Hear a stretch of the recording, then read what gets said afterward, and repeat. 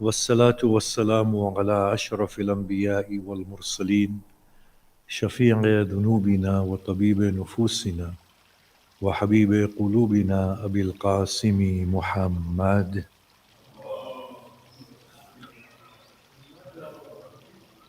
وآله الطيبين الطاهرين وأصحابه المنتجبين ومن تبعهم بإحسان إلى قيام يوم الدين. بسم الله الرحمن الرحيم. رب اشرح لي صدري ويسر لي أمري واحلل عقدة من لساني يفقه قولي. أما بعد، السلام عليكم جميعا ورحمة الله وبركاته. بسم الله الرحمن الرحيم. Beginning with the thanking Allah subhanahu wa ta'ala for allowing us to witness this day and the previous night once again, and to congratulate the community on a very blessed day, both spiritually and because of its association with the blessed 12th Imam Salamullah alayhi.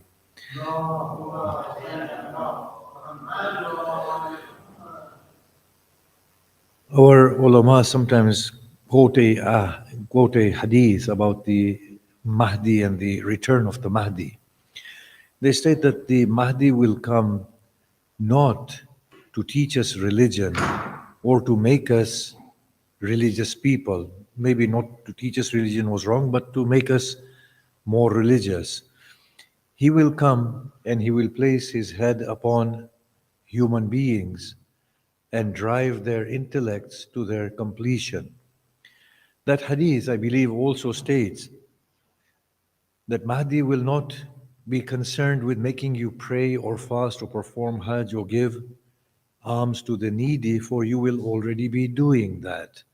The role of the Mahdi will be to take the final step with humanity in order to complete humanity. When we look at this hadith, we know immediately that the Mahdi cannot come before the human community is ready to receive him. And the readiness of the human community is a state in which they understand the meaning of living by rule of justice. Because the hadith says that the earth will be filled with corruption and injustice, and he will come and bring about justice and harmonious coexistence. Now, this is agreed upon by Sunni and Shia, given their differences in the person of the Mahdi. So it shows that humanity must become acutely aware that there is a human standard by which humanity needs to abide by and live, for things cannot happen before their time. When we look at the phenomena of prophethood within the Quran, we find that every prophet came at the right time. Isa salamullah alayhi says in the Bible, and of course this is I take from the Quran, that there will be one after me who will come whose name will be Ahmad. So Ahmad was already prophesied to come. His time was already known in the book of God. But human community could not have received him until the human community was ripened enough to absorb his message and to take it forward. So things are destined to happen at their given times. Mahdi can only come when there is this global understanding that we have to live by the rule of justice. We have to live by moral principles and human values. Only then can he come, otherwise his message will go to waste. It is like a class of students. You cannot give them advanced studies until their minds are ripened to receive those studies. In this case, humanity has to be morally ripe and spiritually yearning a different pedestal for their own existence.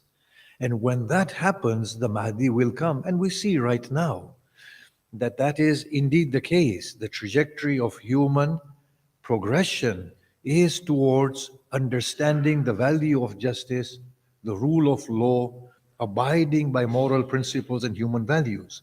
And in addition to that, we see humanity searching for a deeper truth. What happened in Palestine over the last year and what continues to happen, what Mr. Trump is saying of taking over Palestine and the rest of the world cannot do anything. and the Arab and the Muslim leaders, he is confident that he will persuade them into accepting his plan, in itself is quite telling that we are helplessly being drawn towards a situation that is inconducive with what the human ethos wants. The whole world is speaking about it, yet nobody can do anything about it. So we can see that humanity is moving in the right direction. And with the Palestinian issue, we are seeing that they have displayed a sense of God orientation that has touched the human heart, especially the Gen Zs and the millennials, who are less fearful than we are, who are not concerned about their livelihood or their future. They are more concerned about the prevalence of goodness and justice, and they are more concerned about their deeper truth. Even though we call them more morally wayward, yet there is a spiritual awakening within them which is quite obvious. Now, in the description of the coming of the Mahdi, we find the prevalence of the deceptive system or the prevalence of the Dajjal. Now, we know Dajjal cannot simply be an individual who comes and misguides people. We know for a fact that, as with Mahdi, who cannot miraculously transform minds into good people, people have to be good before Mahdi, Salamullah alayh, can be effective. Similarly, Dajjal cannot be effective as a person until there is a whole trend of deceptive understanding of life. And we see that clearly right now, that the people within the West and within the East who are self-interested are overruling justice, and we are benefiting at the expense of the loss of others, and we are kept quiet because we are receiving our own comforts and luxuries. And that is a very deceptive system that we are living in. And the hadith says this, that the Dajjal will be prevalent within humanity before the coming of the Mahdi, and that stands to reason, because we need that clear distinction before humanity can make a sharp decision. So we see right now that when we see people being oppressed in one part of the world, we, due to our own state of comfort, tend to become desensitized to their problems. And that is our human nature. And then, when people are oppressed long enough, it becomes a norm, and we can't do anything about it. And we would rather live within our comfortable condition. That is the Dajjali very deceptive system. Now, that system allows for injustice to be justified. Now, we saw how in the killing of the Palestinians, of course, Palestinians were not the only people being killed. There were people being killed all over the world. But the media did not focus on them, so their oppressions went unrecognized. We know in that African sort of civil war in Rwanda, millions of people were killed. And yet we are not perturbed by it. But the Palestinian issue was for the world to see at large. Now we see how our governments provide political cover to the Israelis to ethnically, what is appearing exceedingly now, ethnically cleansing the Palestinians. Now here that political cover was provided, the media put a spin to it, a lot of the people were convinced by it. Now, that is the Dajjali system that we are seeing now in operation. There is no justice. Then we saw Jolani, a person who is a murderer, who should be tried and executed. It's an obvious thing. It's an obvious thing. He should be executed. He has become head of a state, and he speaks an accurate language, and he is winning the hearts and the minds of the people. We can see the level of deception that is entailed there. But I will say that the Shia countries are no different. We find people who probably need to be held accountable for what they have done. Yet, being a Shia, maybe being involved in a government, they are venerated instead.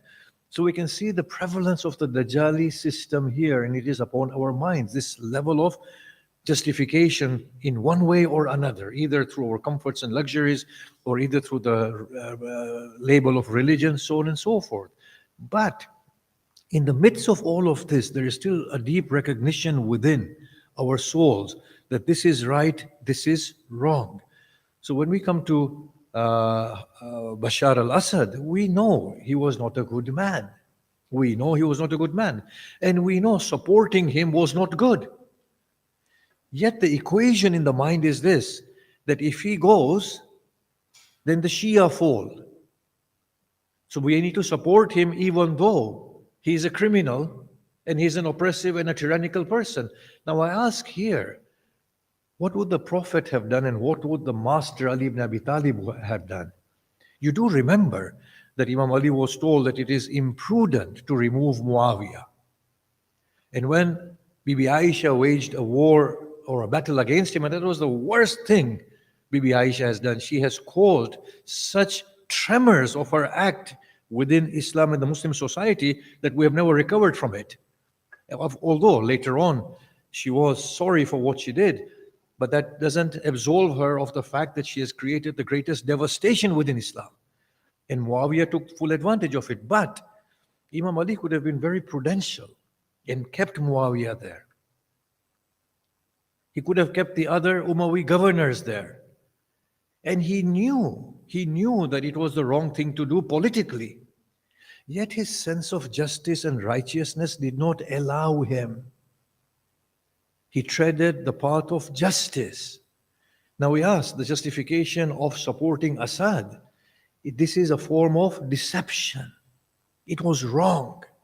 To state that it is wrong is also a necessity, but it wasn't stated. So we are seeing the prevalence of the Dajjali system. Now in that, we are all recognizing inwardly that something is wrong. And that is the awakening that is needed, even if it be against our own kind. So today we are seeing that majority of humanity is suffering in one way or another, but we are deluded. Here, think about this now carefully. The Ukraine war, it was unnecessary. We had promised Russia that we will not extend NATO. And we never stopped extending the boundaries of NATO. And of course, Russia felt threatened and it went into Ukraine. Now, at that point, Zelensky had a deal on the table, a peace deal that NATO will not advance. Boris Johnson and Biden insisted that the war be continued. They have lost, according to independent sort of reporting, over 1 million people, the Ukrainians. A lot of it is reduced to rubble and destroyed. 5 odd million people must be wounded. So many refugees, reduced to poverty. And as a result, we in the Europe have suffered. We have had to take in refugees and migrants. We have had to pay high energy prices. We know we are suffering. And now Donald Trump is talking about a possible solution to the conflict in which Ukraine will have to concede to many of its territories. Now they've lost territory. There will be peace, but after what? After devastation that was not needed. So we can see majority of us as human beings are suffering. Yet we are fooled and deluded. This is the Dajjali system, the way it's operating, the way it's justifying.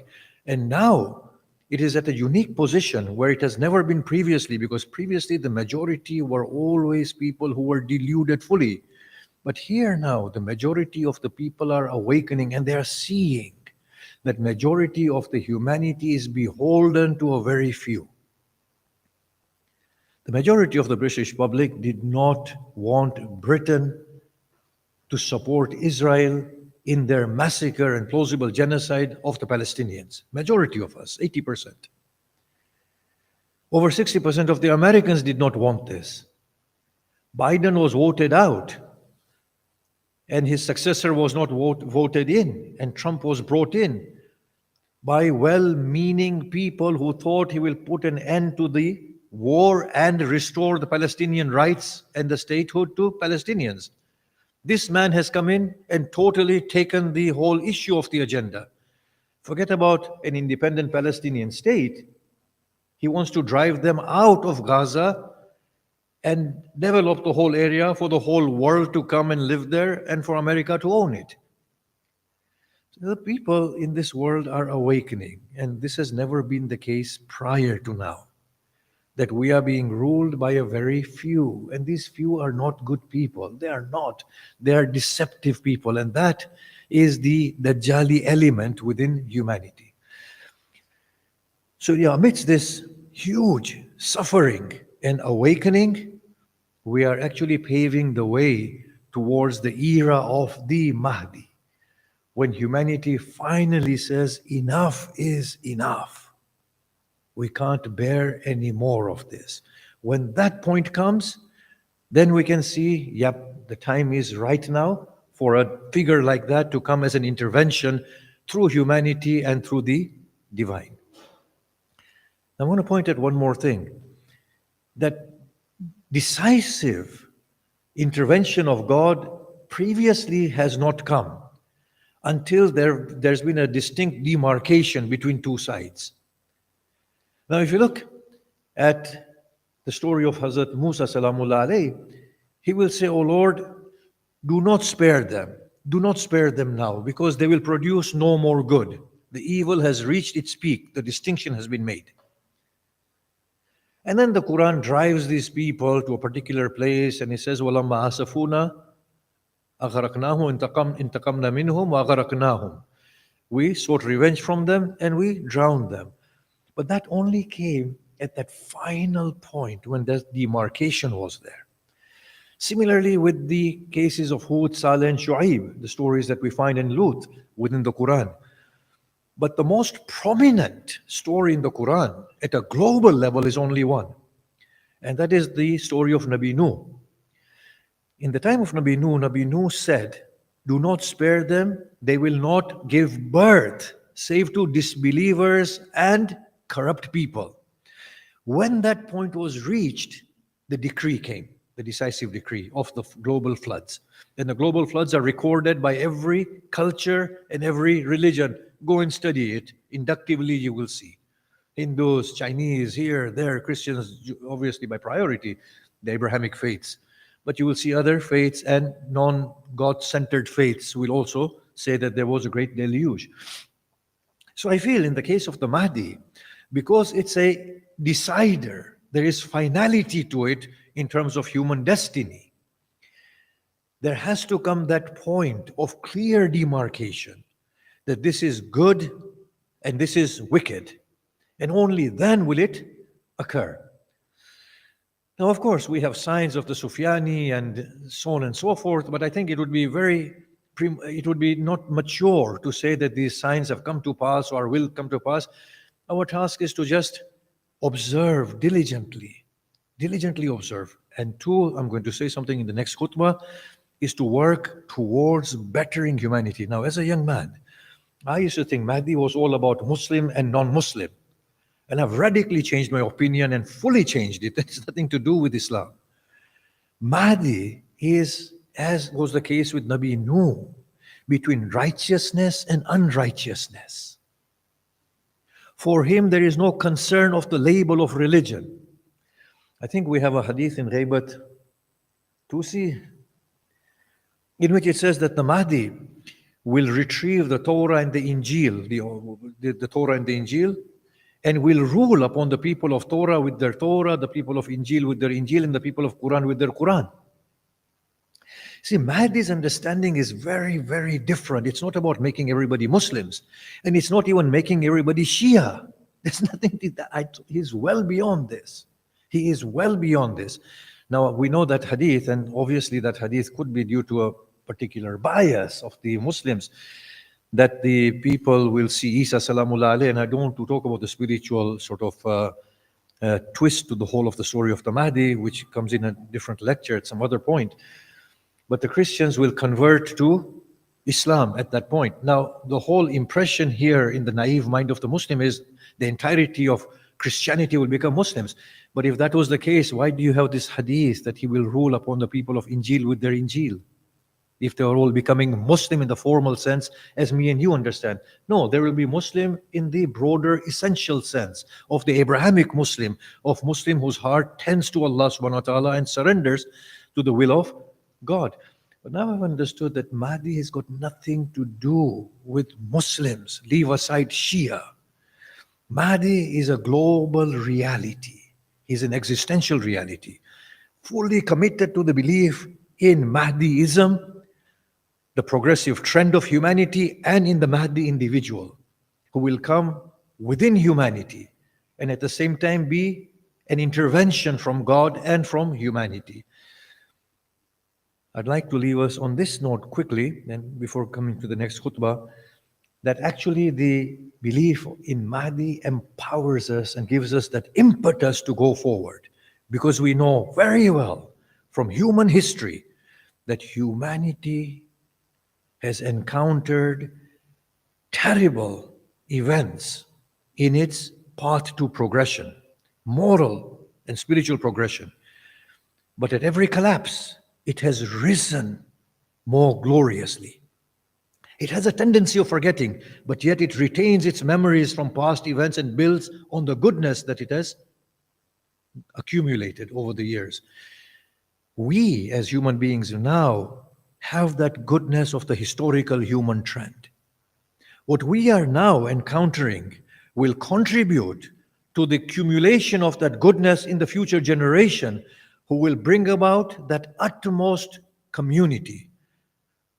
They will take the final step and they will get it there. Although, having said that, I do not believe in a utopia state that everything will be good and there will be no bad. That is unrealistic as well, but we can discuss that at some other level. But it's a very empowering idea, and we need to adhere to it. One that I'm fully committed to, and this is the thing that makes us go on from today until tomorrow. See, don't look at results in your own lifetimes. This is not what the prophets did. When the prophet brought Islam, he was looking at the eventual end of humanity, and he said, Mahdi will come. When Ali Salamullah alayhi was enacting justice, he knew that by standards of worldly politics, it's going to fail. But his standards were godly, human, spiritual, moral. He was living an example for it to culminate gloriously in a future world. That's how we should be acting.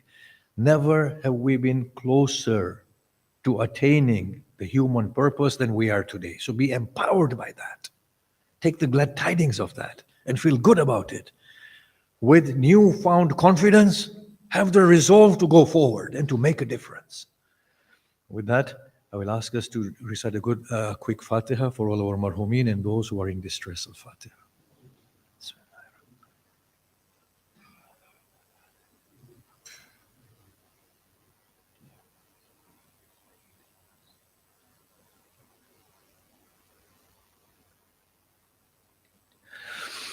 بسم الله الرحمن الرحيم والعصر إن الإنسان لفي خسر إلا الذين آمنوا وعملوا الصالحات وتواصوا بالحق وتواصوا بالصبر.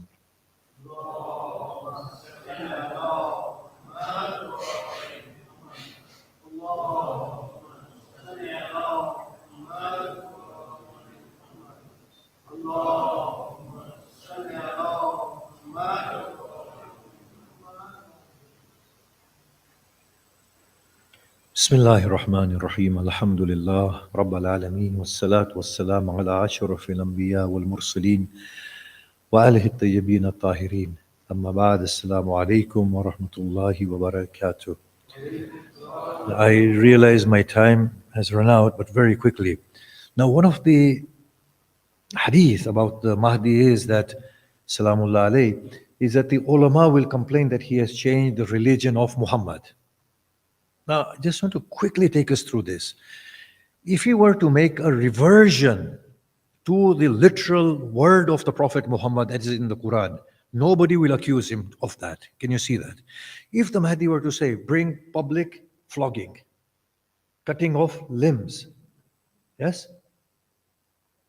Beating of women if they're insolent. If he were to bring those laws in, concubinage and slavery, nobody will accuse him that you're changing the religion of the original founder. They can only blame him, the ulama can only blame him if there is a movement away from that religion. Where he is now re-envisaging the religion in terms of its essence, not the strict form revealed in Arabia all those centuries ago. So it seems very much that Mahdi will adapt his religion to the global humanity in accordance with its level of moral refinement and spiritual aspiration. When Mahdi does that, he can be accused of moving away from the religion of his grandfather.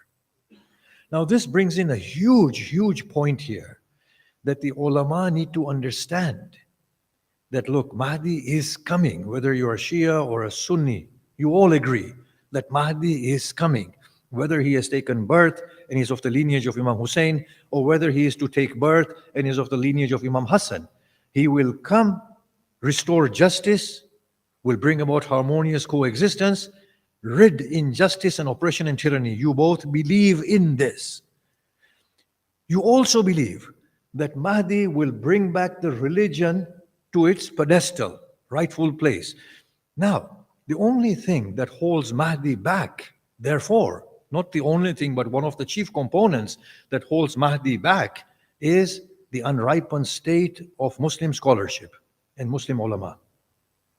So the Muslim ulama need to work diligently and hard to try and understand how global Islam operates, how Islam can be adapted to serve the global community of the Muslims, because Muslims are no longer confined to the Middle East. They are a global reality.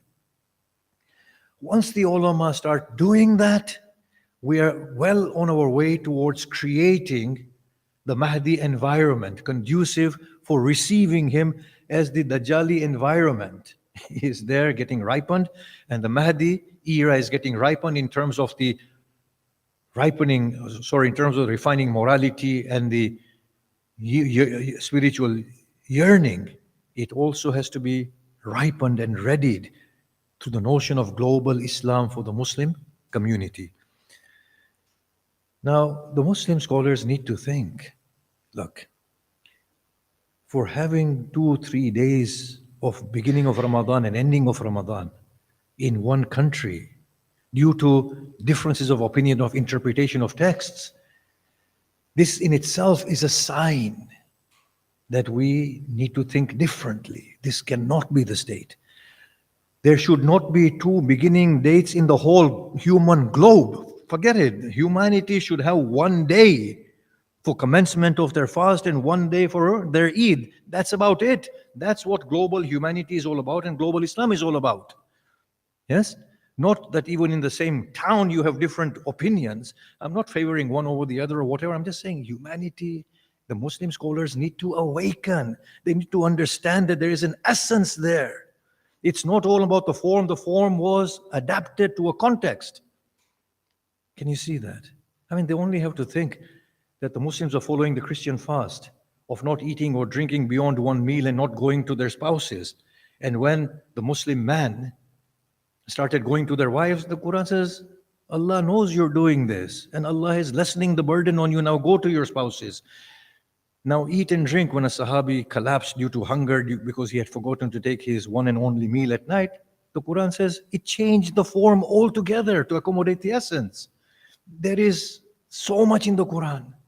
The Muslim scholarly mind needs to awaken to the demands of global Islam and Islam in the 21st century, retaining its beautiful essence, tweaking the forms to accommodate the flow of that beautiful essence.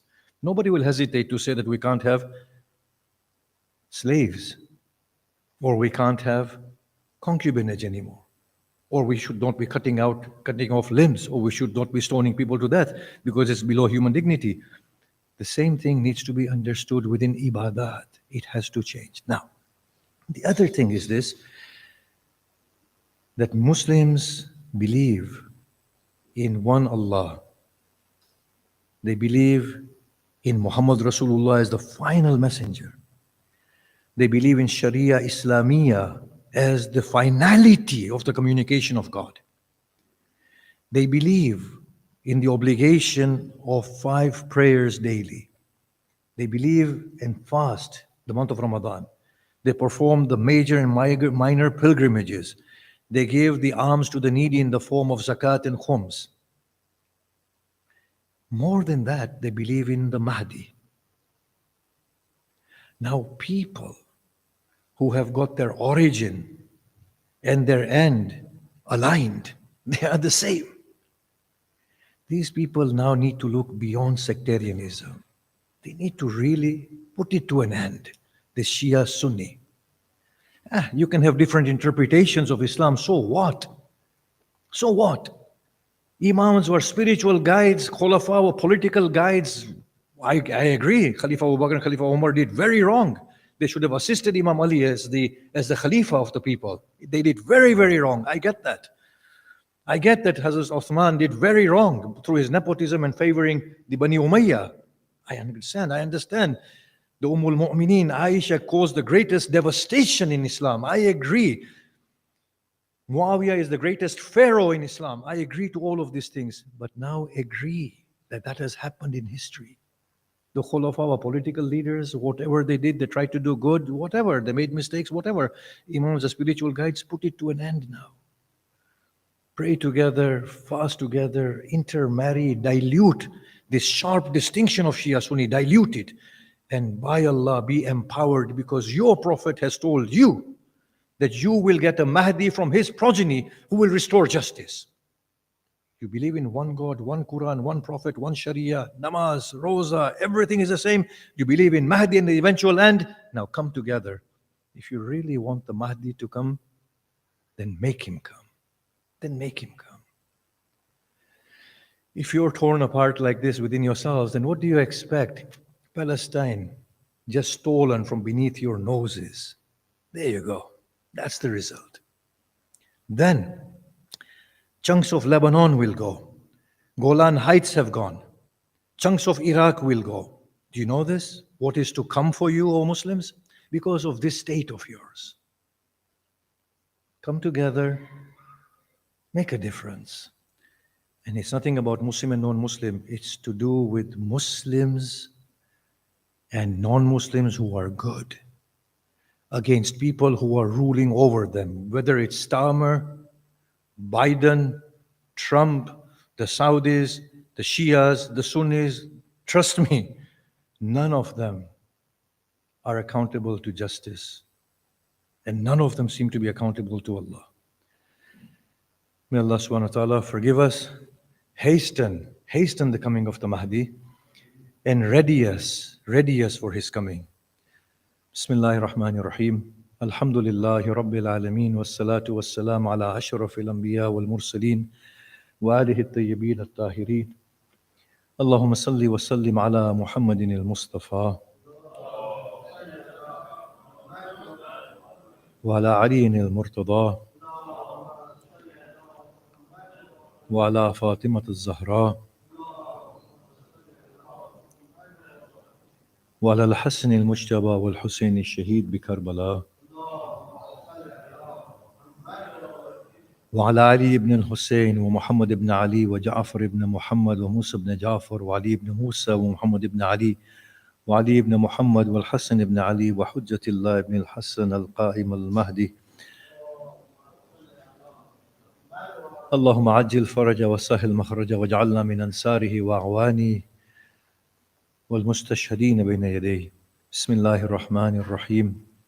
قل هو الله أحد الله الصمد لم يلد ولم يولد ولم يكن له كفوا أحد.